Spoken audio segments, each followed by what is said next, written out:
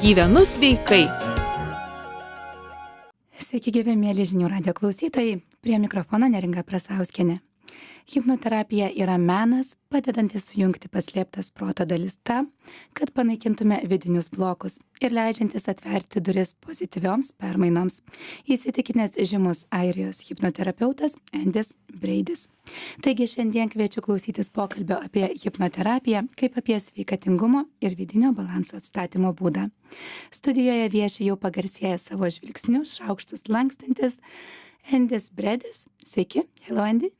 Hello, Neringa. Labas, Neringa. O susikalbėti mums padeda Adonė Grindienė. Sveiki. Sveiki.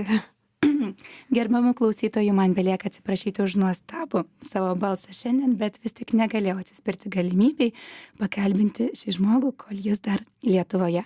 Taigi kviečiu klausytis mūsų pokalbio. Galite išversti trumpai. So, welcome Andy. And I couldn't help use this possibility to talk with you. So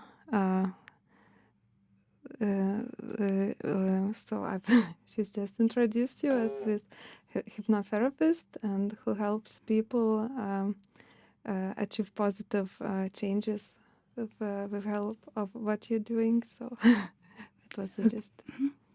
Taigi galime pradėti ir iš tikrųjų hipnozė arba hipnoterapija nėra toks vienareikšmis dalykas.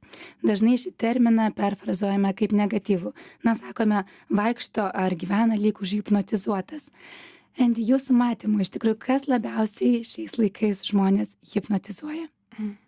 So, Andy, sometimes hypnotherapy has got these many layers, and some people understand it as something negative, let's say, like something that can be used as something like against people's will. So, how do you understand this? What does it mean for you? Yeah, that belief is actually one of the big things that I have to deal with as a hypnotist. Tai tas įsitikinimas, kad tai kažkas neigiamo, tai yra kažkas, su kuo man kaip hipnoterapeutui tenka susidurti. And the reality is that hypnosis in that sense, in this kind of a dark magic sense or something like that, where a person can be controlled, it doesn't exist.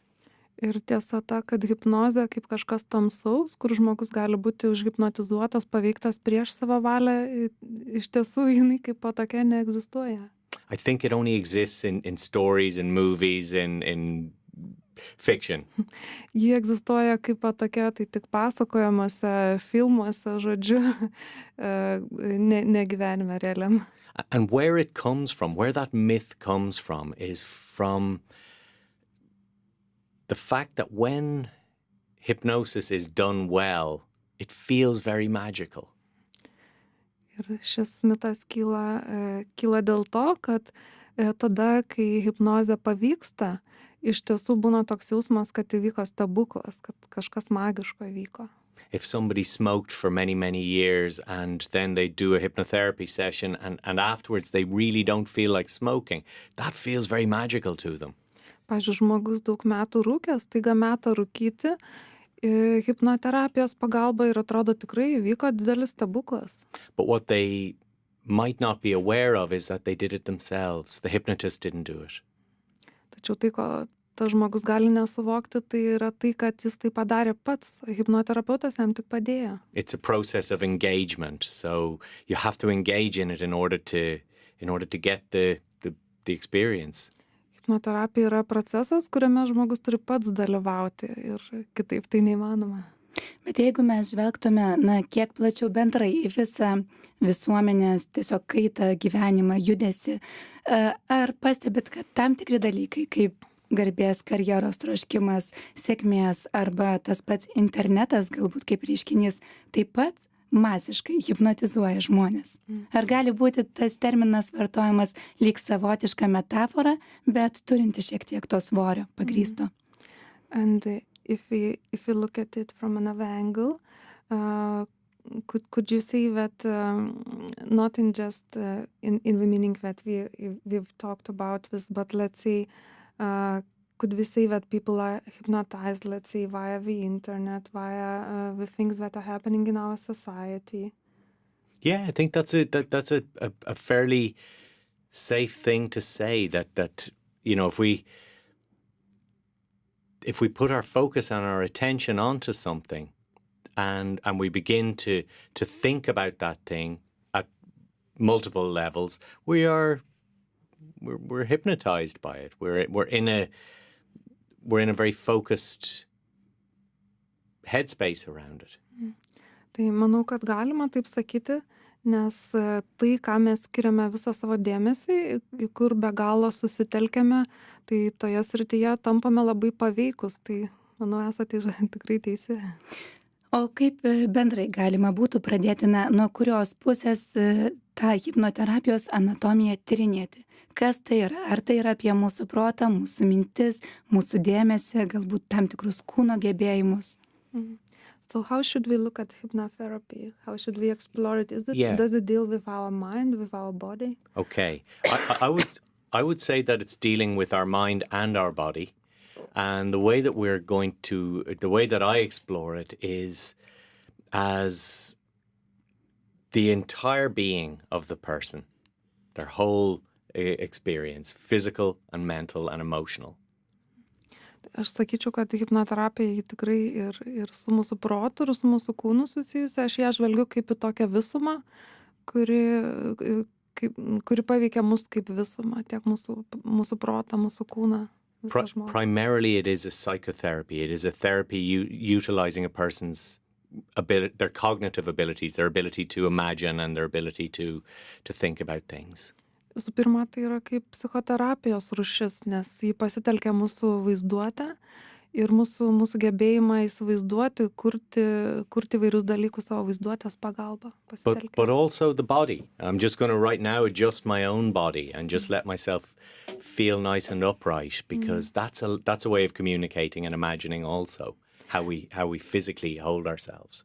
Tačiau jį taip pat susijus ir su mūsų kūnu. Štai aš ką tik pats išsitiesiau, patogiau įsitaisiau, nes taip pat ir savo kūnu noriu tiesiog komunikuoti, kad aš gerai patogiai jaučiuosi, pats savo noriu tai pasakyti. And the experience that we have of reality feels very real to us. What we experience as reality feels very real to us.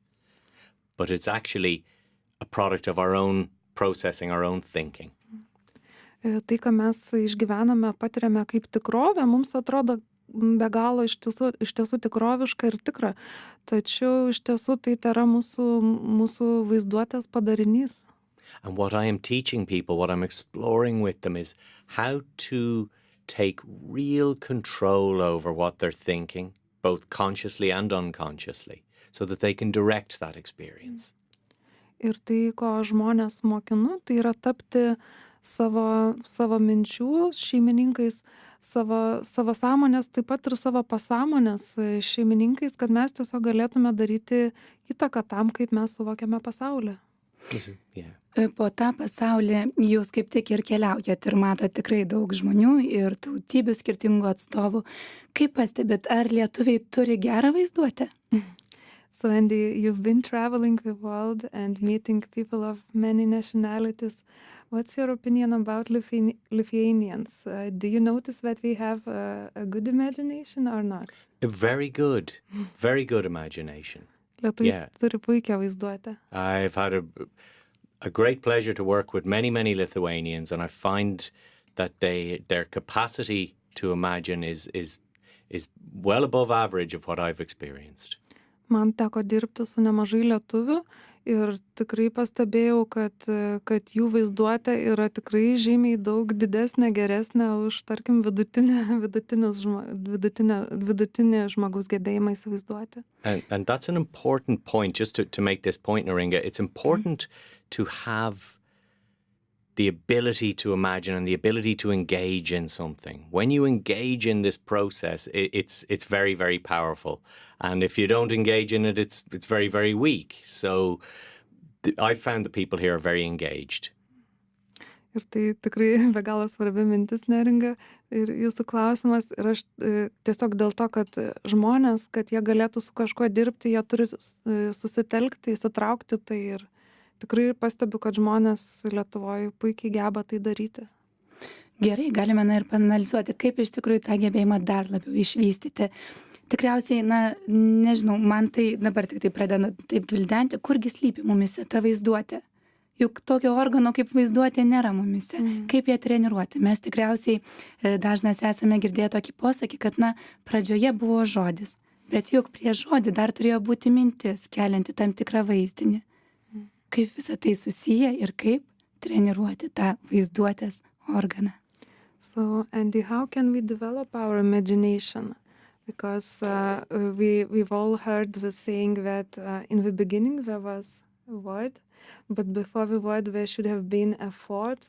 So there should have been an imagination. So how can we develop? How can we improve our imagination? Yeah, if I would put this into one word, I would say awareness. Jeigu tektų man tai išreikšti vienu žodžiu, tai atsakyčiau sąmoningumas. But beyond that, and I'll go into that a little bit, but we develop any skill by practicing it. Ir dar kalbėsiu apie sąmoningumą, bet kokį gebėjimą mes ugdome tiesiog jį praktikuodami, jį naudodami. And I'm teaching a lot about the idea of playing in life as opposed to working. Ir aš daug, kai tenka kalbėti žmonėms, daug kalbu apie tai, kad į gyvenimą mes turėtume labiau žvelgti kaip į žaidimą, negu kaip į darbą. Now, that's an attitude. It's not whether you're actually playing or actually working. It's an attitude of how you are turning up for your life's experience.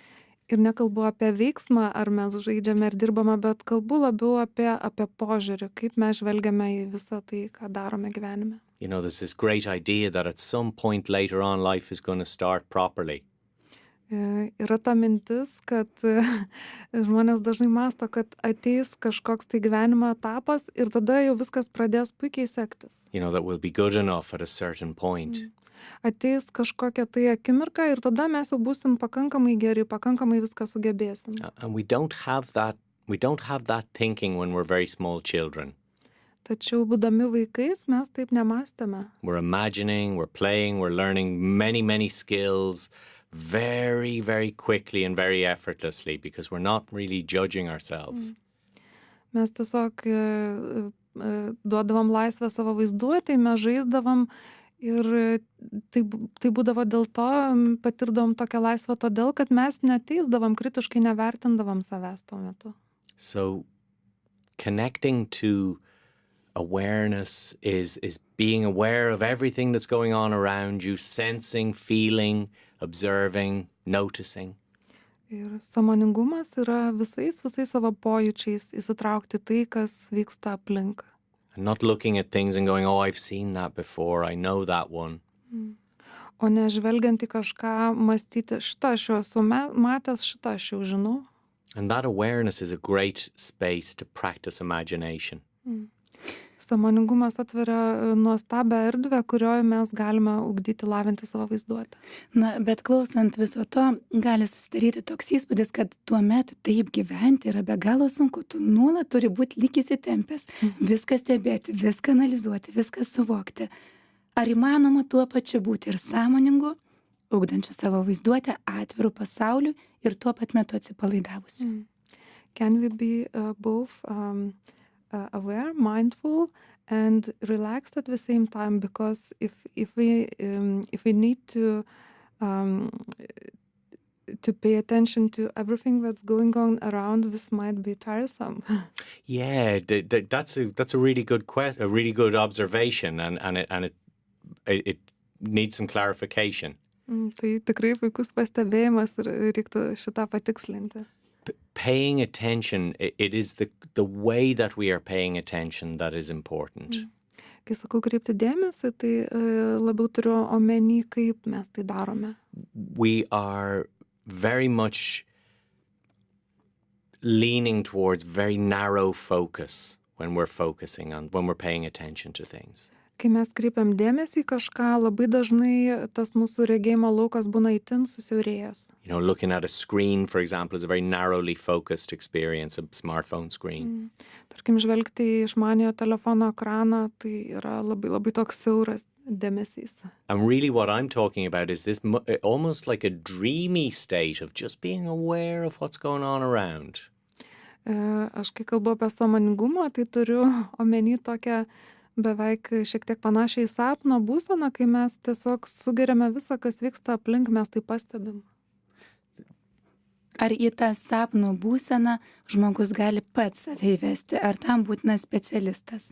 So, can we achieve this state of a dream ourselves, or do we need help of a professional? I think that all helping helps us. Manau, kad bet kokia pagalba yra naudinga. If it's help that we're getting from a book or a CD, or if it's help that we're getting from a professional, or help that we're getting from a friend, I think it all helps us.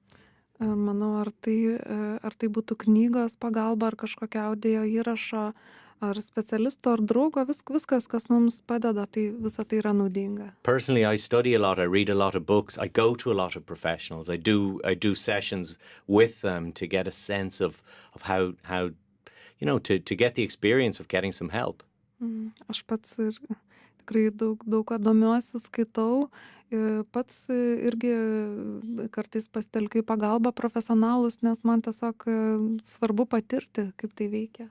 But if I could give a you know, something for your listeners to kind of take away from our conversation today.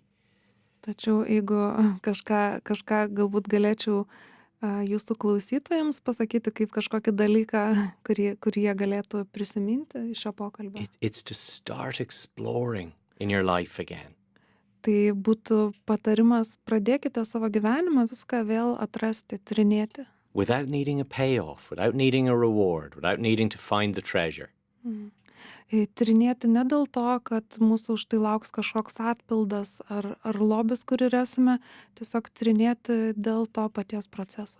It feels to me in life that my life has started to get very long again, like the years are lasting a long time again, like they did when I was a child. Kai aš pats pradėjau tai daryti, aš staiga pajutau, kad mano gyvenimas pradėjo ilgėti metais, staiga vėl tapo ilgi, taip kaip buvau vaikas. And it's because as much as I can, I'm keeping my awareness open, I'm keeping my attention open, and my thinking open. Nes aš pats kiek galiu stengiuosi būti sąmoningas ir tiesiog išlaikyti tą tokį nesiaurą požiūrį. And I think that there are probably as many different techniques for achieving that as there are stars in the sky. Manau, kad tai pasiekti yra tikrai tiek įvairiausių būdų ir metodų, kiek danguje žvaigždžių. Tai tiems, kurie nekantrauja sulaukti kalėdų, šis būdas netinka, nes tada jos labai dar negreit ateis, o tie, kurie nori kiekvieną dieną iki tų kalėdų dar pasimėgauti, prašau klausytis toliau, mes bandysim dar išklausti Andžio, kaip visą tai padaryti.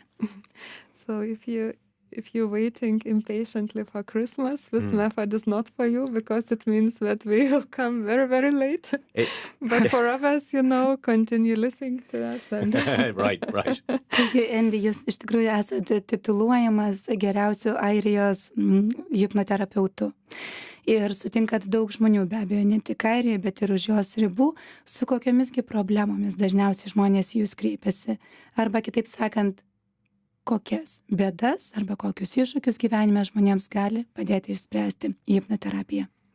So, Andy, you have been called the best hypnotherapist in Ireland. And I wanted to ask you, what kind of issues, what kind of problems and challenges do you help people to deal with? Sure. Well, in a kind of a broad sense, I am helping people with stuckness of thinking. Žvelgiant plačiaja prasme, aš padedu žmonėms, kurie jaučiasi gyvenime įklimpę, įstringę tiesiog savo mąstyme. So I'm helping people who have developed a type of thinking, maybe around a strategy or a way of turning up in life, that's become toxic for them. Aš padedu žmonėms, kurie kurie išvystė tokį mąstymą, gal kaip būdas spręsti kažkokias savo problemas, kuris jiems galiausiai tapo toksiškas, neigiamas. And kind of the big three are smoking, eating junk food where people have become very heavy, very overweight, and anxiety of all the different ways anxiety presents itself. Ir 3 pačios dažniausios problemos, su kuriamis tenka dirbti, tai yra rūkymas, viršsvorio problema, kai žmonės valgo tikrai prastą, greitą maistą ir dėl to atsiranda viršsvoris. Ir 3 problema yra nerimas, įvairaus tipo nerimas. And I got into it because of a smoking and eating and probably a bit of anxiety myself. Ir tiesą sakant, hipnoterapija aš pats susidomėjau būtent dėl rūkymo, dėl visokio prasto maisto valgymo ir gal net būtų galima sakyti dėl tam tikro ir nerimo. And so, just really helping people to understand that their thinking, if it has become toxic, that it is theirs to change if they would like to, and I'm inviting them to do that and giving them some tools to do that. Ir aš padedu žmonėms suprasti, kad jei jų mąstymas tapo toks nuodingas, toksiškas ir jeigu jie norėtų jį pakeisti, aš tiesiog pasiūlau jiems įvairių būdų, kaip jie galėtų tai padaryti. Kokie yra tie dažniausi metodai arba būdai naudojami hipnoterapijoje? Imkim ir panalizuokim vieną hipnoterapijos seansą. Kaip tai atrodo? So what methods and ways do you mostly use to help people? So could we take a look maybe at one hypnotherapy session? How does it happen? What happens? Yeah, sure. So I'm going to meet my client and begin to have a conversation with them about what's going on for them. And I'm going to then start thinking up in my mind what's going to be a useful strategy, what's going to be a useful way to communicate to this person that their problem is related to their thinking.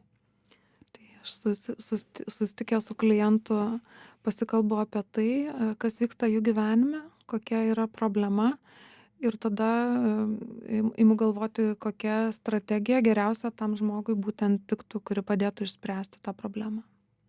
I'm going to tell them some stories which might feel like they are, why is the guy telling me these stories? The person might be wondering that. But the stories that I'm going to tell them are going to be designed to get some ideas into a part of their mind that's really at a different level than their conscious, logical, rational mind. Ir taip pat aš pasakoju savo klientams tam tikrus dalykus, kurie galbūt gali atrodyti, kamgi jie reikalingi, bet tai darau todėl, kad pasiekčiau jų pasąmonę, tą gilesnį mūsų sąmonės klodą. And then I'm going to do some very direct work with them where I will have them, I'll explain to them first, answer any questions they might have about the process, allay their fears. Tai aš pirmiausia žmonėm papasakoju, kaip šis procesas vyks, jeigu jie turi kažkokių baimių su tuo susijusių, kad nebeliktų jų. I'll let them know they'll be fully aware, they'll be fully in control throughout the process. Žmonėms paaiškinu, kad viso hipnoterapijos seanso metu jie bus visiškai sąmoningi ir suvoks, kas vyksta. And then I'm going to get them to take a nice comfortable position in a chair or something like that, close their eyes down, and I'm going to begin a process of engaging their imagination. Ir tada žmogus patogiai įsitaiso, atsipalaiduoja krėsle ar kėdėje ir tiesiog tada aš pradedu dirbti su jų vaizduote. Very often it will involve a process of relaxation so that their mind can begin to sort of slow down and get into that open, focused state that we were talking about earlier on, that aware state. Ir kaip jau minėjau, žmogus užsimerkia ir dažniausiai pradedame nuo atsipalaidavimo. Aš padedu žmogui pasinerti į atsipalaidavimo būseną, kurioje būtent vaizduotė galėtų pasireikšti. And I'm going to give suggestions, and there might be an element of conversation going on. They might be feeding back to me some information.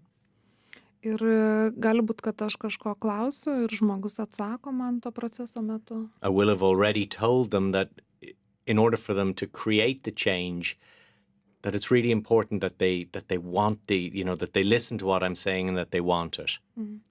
Ir aš prieš tai jiems būnu pasakęs, kad pokyčiai įvyktų, tai jie turi tų pokyčių norėti ir tiesiog klausytis to, ko sakau. And it's in this space where we are updating and upgrading their thoughts and their thinking around whatever area it is they're looking to work on. Ir būtent tokioje erdvėje, atsipalaidavus ir dirbant su vaizduote, yra atnaujinama žmonių mintis, žmonių įsivaizdavimas.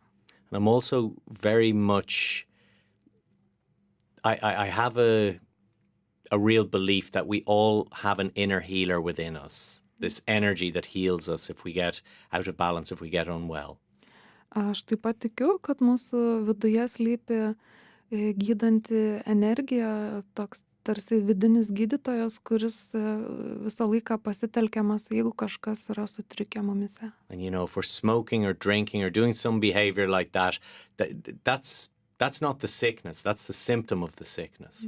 Ir jeigu žmogus geria ar rūko, tai nėra liga, tai veikiau to, kas su juo negerai, simptomas. So there might be a lot of emotional stuff that we need to process, and I will help them to process through that so that they can get their inner healing energy to start to find some new strategies for bringing healing, for bringing balance. Ir galbūt paprastai dažniausia būna, kad žmogus taip elgiasi dėl to, kad turi emocinių problemų ir aš būtent padedu tada prisiliesti prie to, kad būtų galima pakeisti elgesį.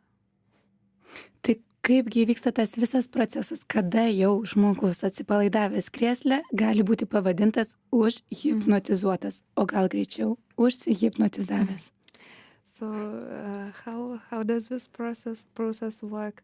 At what point this person who is relaxed in a chair, when can we say that he's already hypnotized or that he has hypnotized himself? Sure, yeah, that's a good question. And I would say that we are always in some form of hypnosis. We're always focusing our attention on something and creating some impression of reality in our minds at every moment of our days and lives.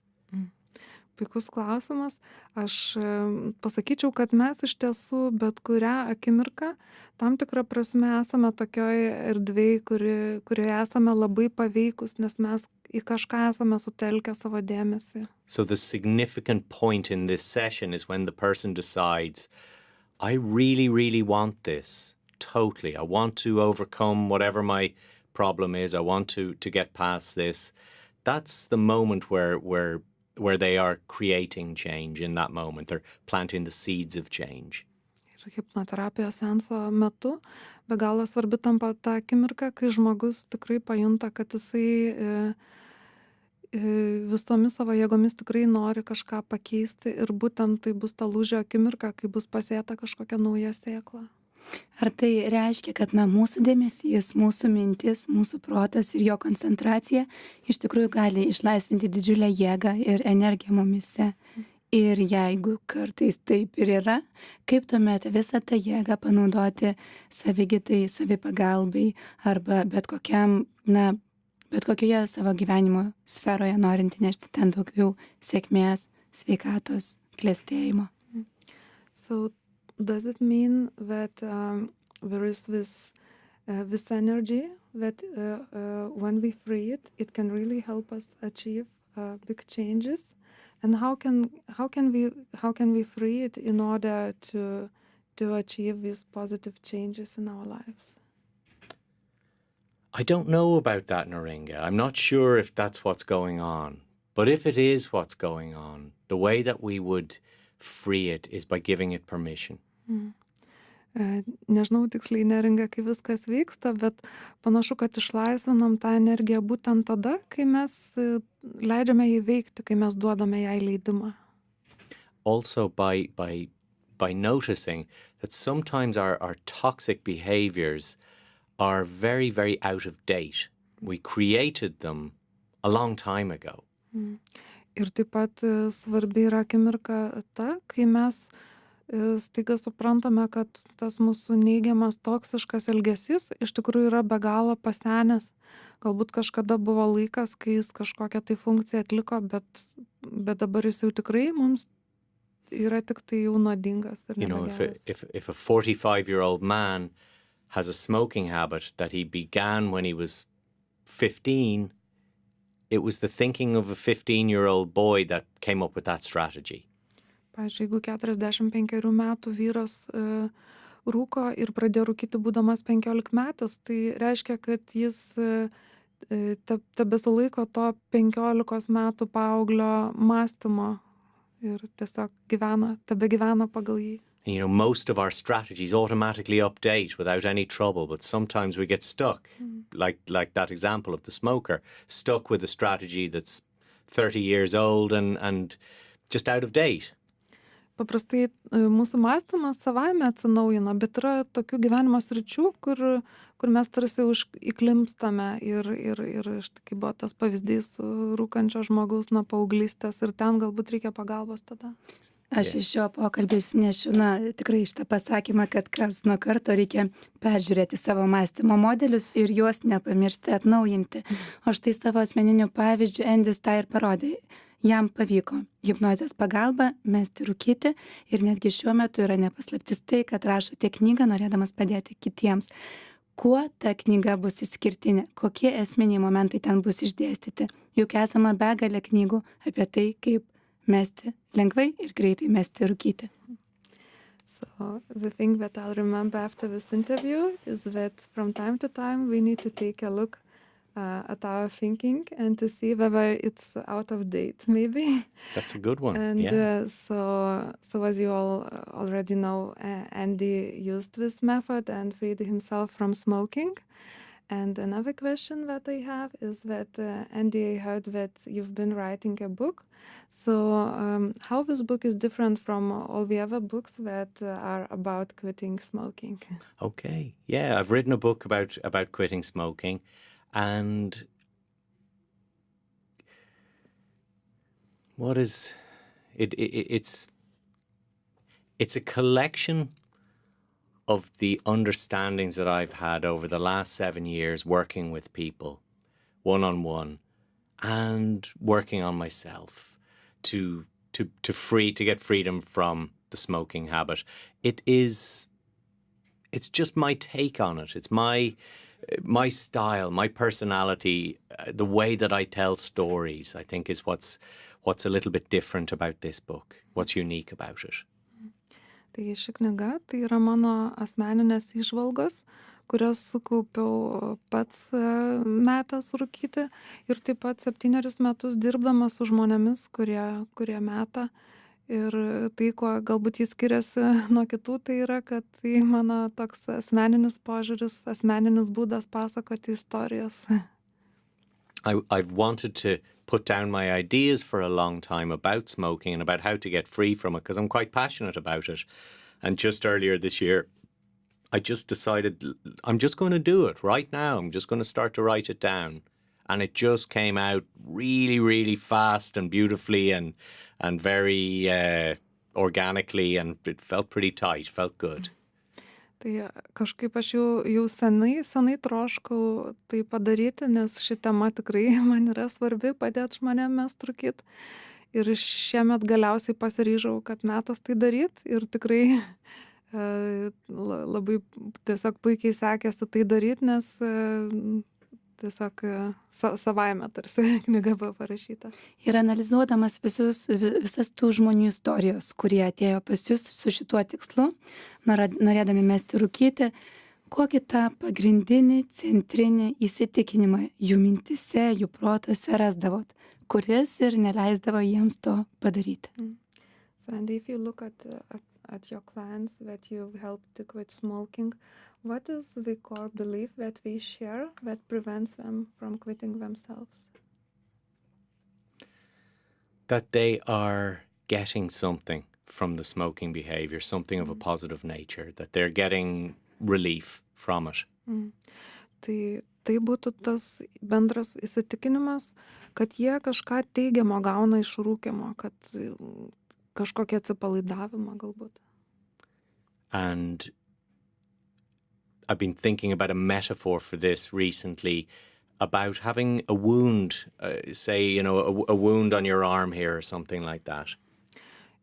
Aš neseniai galvojau, su kuogi galima būtų tai palyginti ir tai, ko gero, būtų galima palyginti su tuo, kad mūsų ranka sužeista, mūsų rankoje yra žaizda. And that you have some ointment that when you rub it onto the wound, it makes that very uncomfortable feeling, it feels soothed. Ir tarkim, yra kažkoks tepalas, kurio pasitepus mums palengvėja, mažiau skauda žaizda. And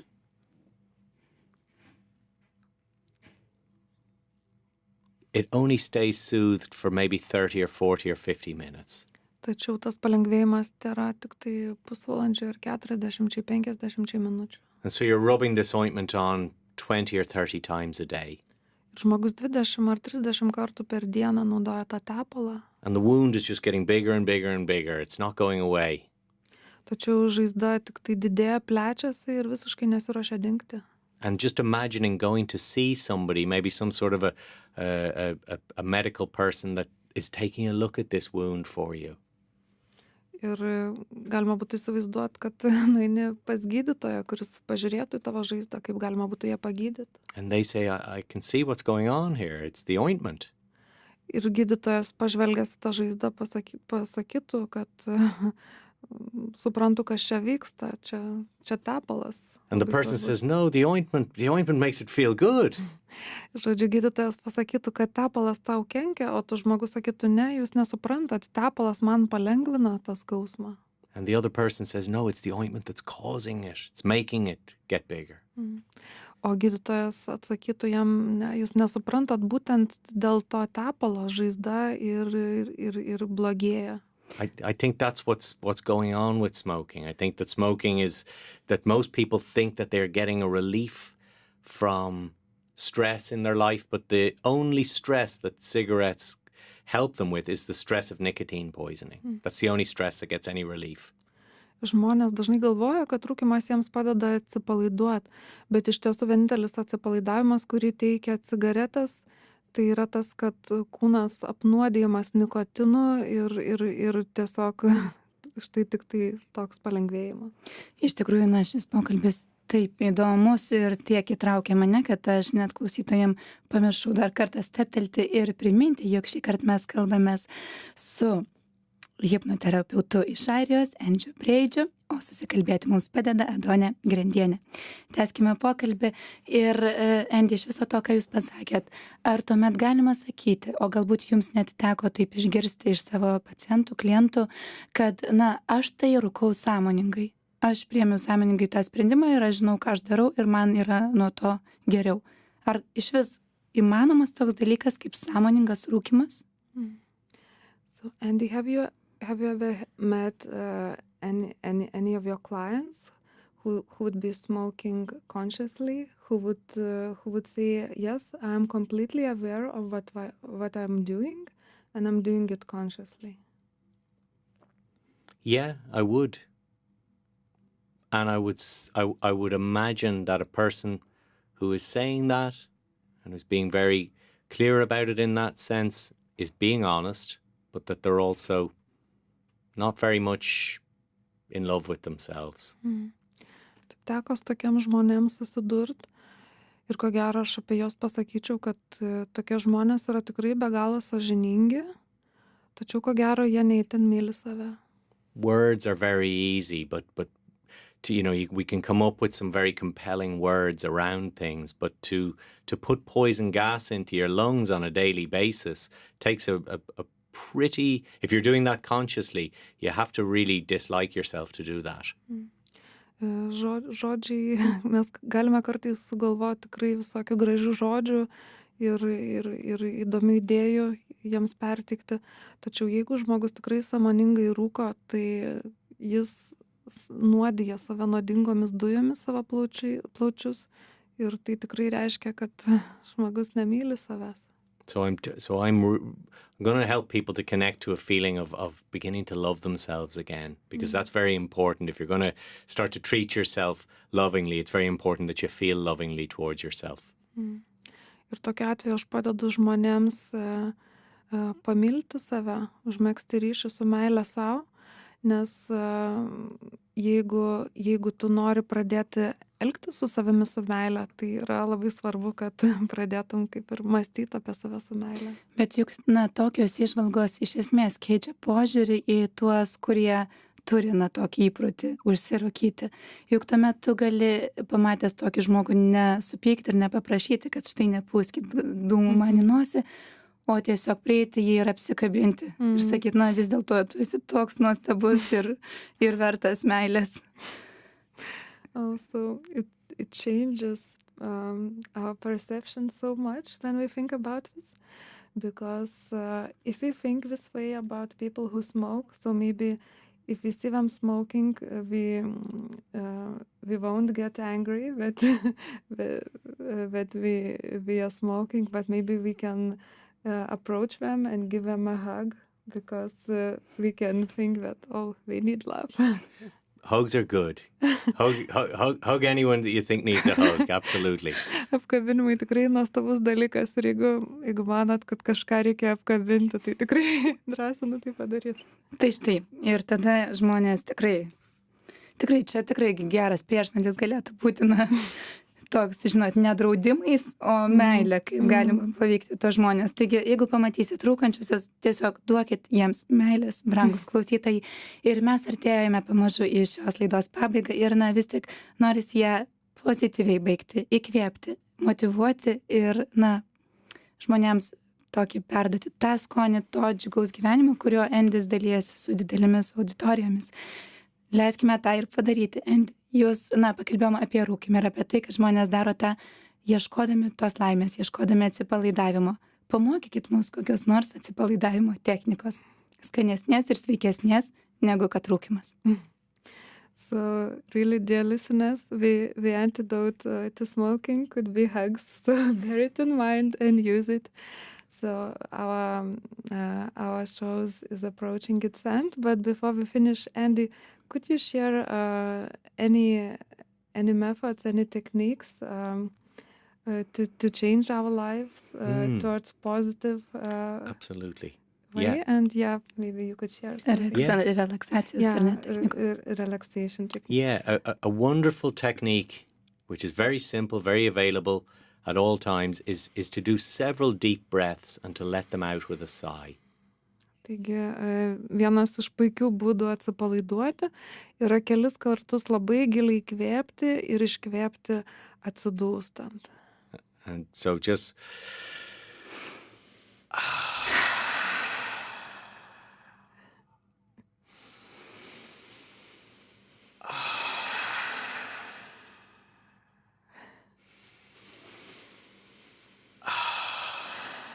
and the more you can let it out with just a really like a sound, it feels good. It connects you to relaxation. It's sending a signal to your body and your mind that everything's okay, that there is nothing to worry about. And that's a really nice, easy, gentle thing that's available to you at any given moment. Ir kuo mes giliau įkvepiame ir iškvepiame, tuo labiau mes atsipalaiduojame ir siunčiame tokį be galo švelnų signalą savo kūnui ir savo protui, kad viskas yra gerai. Also to really become deliberate about the information that you're exposing yourself to all the time. So to get very, very deliberate about the books you read, the radio you listen to, what you look at on the internet, what you look at on television. Be very, very deliberate about it. Understand that there's stuff that's going to support you and strengthen you. There's a bunch of stuff that's going to weaken you. And you get to decide what you listen to, what you pay attention to. Ir dar Andys paminėjo, kad tie gilus tas alsavimas, tai yra toks dalykas, kurį mes galime tikrai daryti bet kur ir bet kada. Ir taip pat dar noriu klausytojams pasakyti, kad tikrai reiktų kreipti dėmesį į tai, kokias knygas mes skaitome, kokias laidas žiūrime ir klausome, kad tiesiog būtume sąmoningi, ką mes įsileidžiame į savo vidų, nes tikrai yra tokių dalykų, kurie padeda mums, palaiko mus, augina mus, brandina mus ir lygiai taip pat yra dalykų, kurie mus veikia tikrai neigiamai. And finally, to to really start exploring, to really start playing again in your life, a little bit like you did when you were very much younger, when you were really learning a lot of stuff, and beginning to be less judgmental of yourself. See yourself with kind eyes. See yourself through the eyes of kindness. Ir taip pat tiesiog padrąsinčiau žmones kuo daugiau tyrinėti, kuo daugiau atradinėti visko taip, kaip tai darėme vaikystėje. Ir taip pat žvelgti į save tikrai su meile, nekritiškai.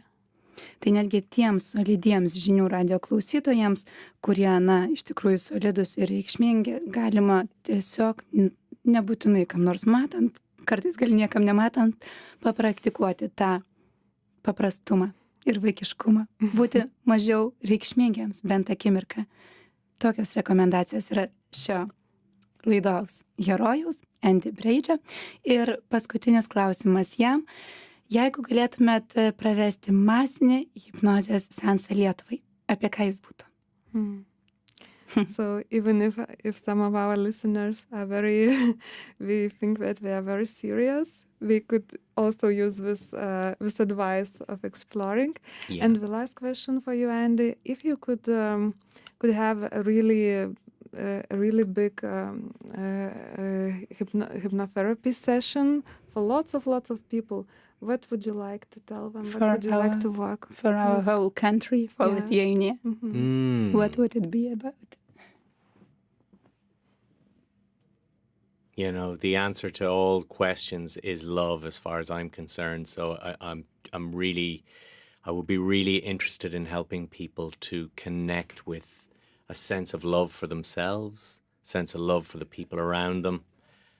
Think that as a planet, when we can really connect, when our species really learns how to get super loving, I think that we have a great chance to exist in a beautiful way.